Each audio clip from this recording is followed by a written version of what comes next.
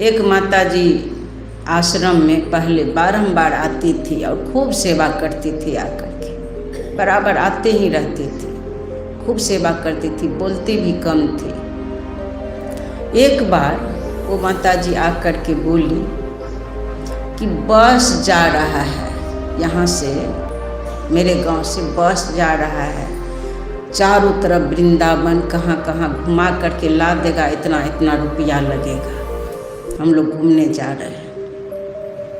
तो मुझे तो सुन करके दुख हुआ कि ये लोग ये जा रही है बुढ़ापा में, क्या ज़रूरी है ईंटा पत्थर को देखना, जहाँ तहाँ देखना।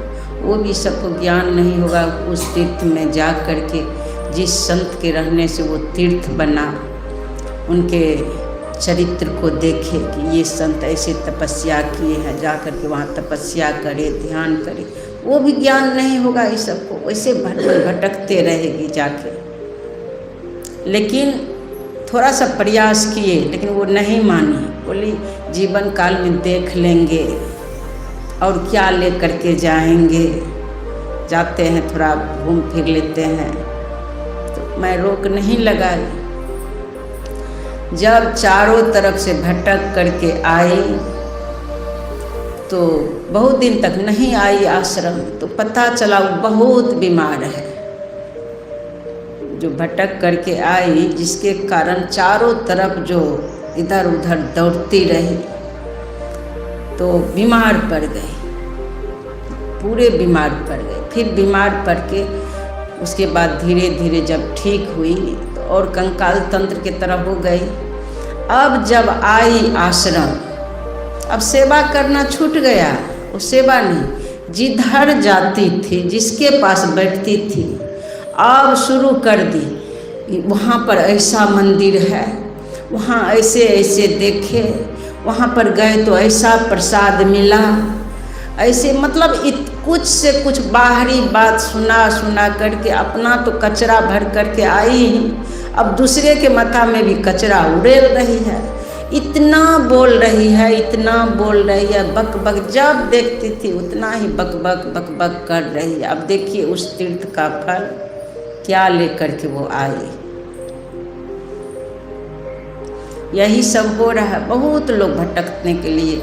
इस बार भी वो वृंदावन में जो सत्संग हो रहा था, तो एक सत्संग प्रेमी फ़ोन किए कि माता जी आपके लिए जो है ना हर तरह से गाड़ी बुक करके ले जाएंगे, सबका विचार है कि आप भी चलिए और हम लोगों के साथ आप जाइएगा तो सबको आनंद मिलेगा, चलिए आप। फिर जहाँ जहाँ रुकेंगे आपके लिए अलग कमरा की व्यवस्था करेंगे। उसके बाद हलवाई भी साथ में जा रहा है, बहुत लोग जा रहे हैं, सब गाड़ी बुक करके जा रहे हैं। तो आपके साथ में जिसको जिसको लेना है उनको भी ले लीजिए।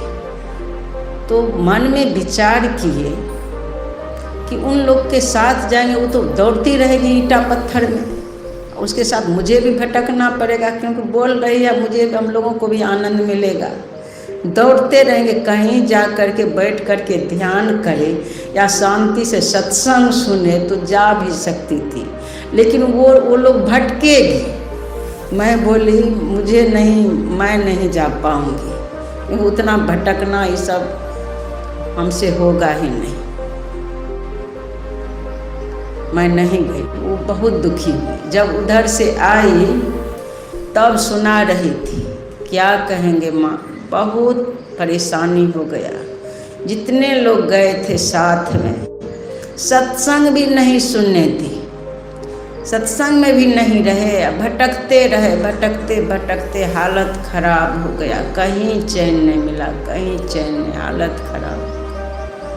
देखिए बाहर ईंटा पत्थर में भटकते रहेंगे और परेशानी बढ़ेगा। ये कीमती शरीर मिला है भजन करने के लिए, अस्थिर होने के लिए।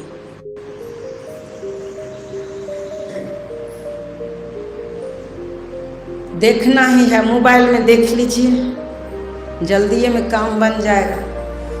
नज़दीक जा करके जो चारों तरफ भटकेंगे, उससे बढ़िया से मोबाइल में दिखाता है, लेकिन फिर भी अज्ञानी लोगों को समझ में नहीं आता है। समझ में नहीं आता। इसीलिए तो गुरु महाराज ऐसी ऐसी अमृत तुल्य वचन, संत वचन सत्संग योग में संग्रहित कर दिए। कह रहे हैं सुषुम्ना परम तीर्थम, इस शरीर में जो सुषुम्ना है वो सर्वश्रेष्ठ तीर्थ है। अब देखिए उस तीर्थ में रह करके अगर मंत्र जाप करते हैं, सुषुम्ना परो जपः, सर्वश्रेष्ठ जाप होगा। डायरेक्ट गुरु महाराज सुनेंगे पुकार।